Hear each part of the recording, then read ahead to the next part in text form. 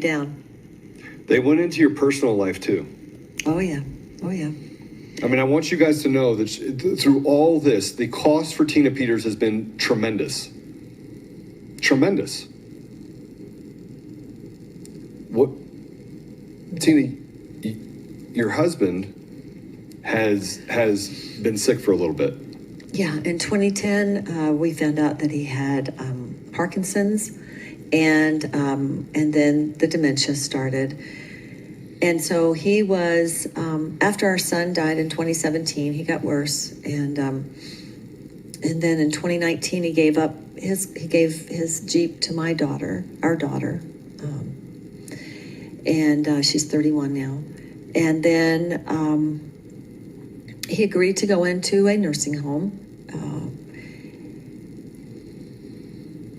I don't know if I can do all this.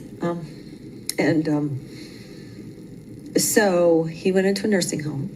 When I was ushered away on August 10th to Texas, I couldn't see him. I had to kind of break contact. My daughter was keeping in contact with him. I used to take him out for dinner and lunch, and and we would go places and things like that.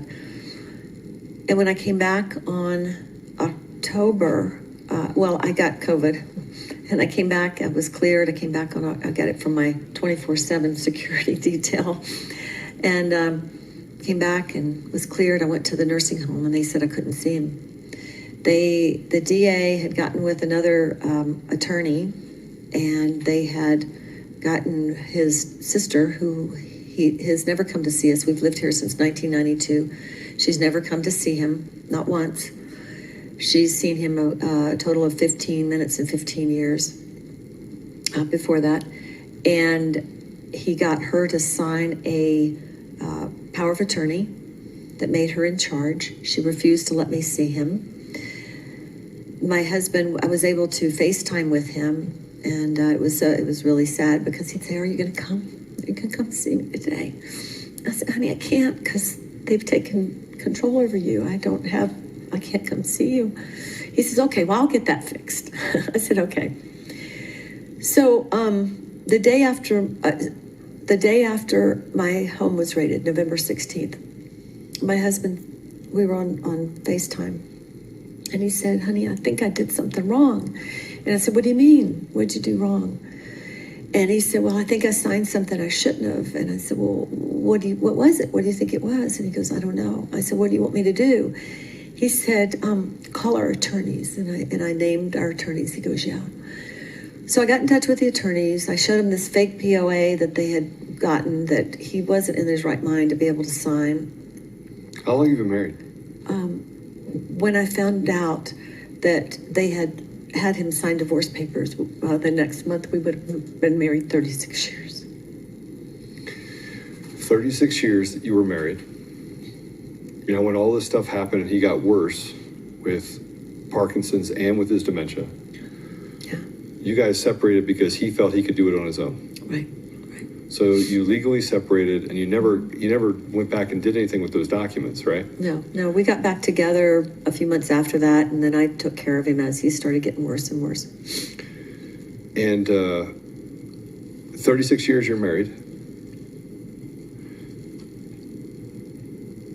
And they literally had him sign divorce papers. Yeah. The D.A.Dan Rubinstein was involved in getting paperwork signed, actually had conversations with his family, getting paperwork signed in order to facilitate that divorce. And told our attorney not to help us because I was under investigation.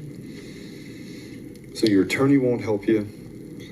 They get him to sign a paper, and then they attack you afterwards. After 36 years of marriage. Now, this is not 3 years, not 5 years. It's not like you woke up one day. 36 years. How many kids do you have? Well, I had 2 until I lost my son. You're a gold star mom.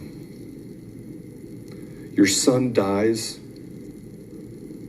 They ruffle through his paperwork. I'm sorry, I need to put this in perspective for everyone. You thought the elections were safe and secure. You only questioned it because they got greedy and they literally put a progressive in a place that it would never have happened in your town. You knew something was wrong.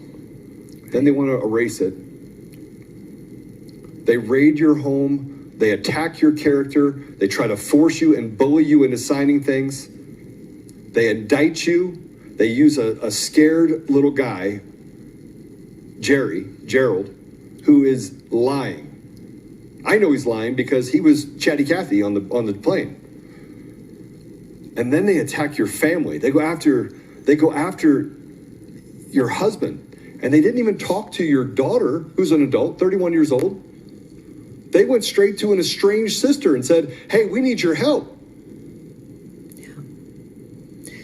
So I was at and I didn't stop there. I was at a hearing for my dear friend and my chief deputy.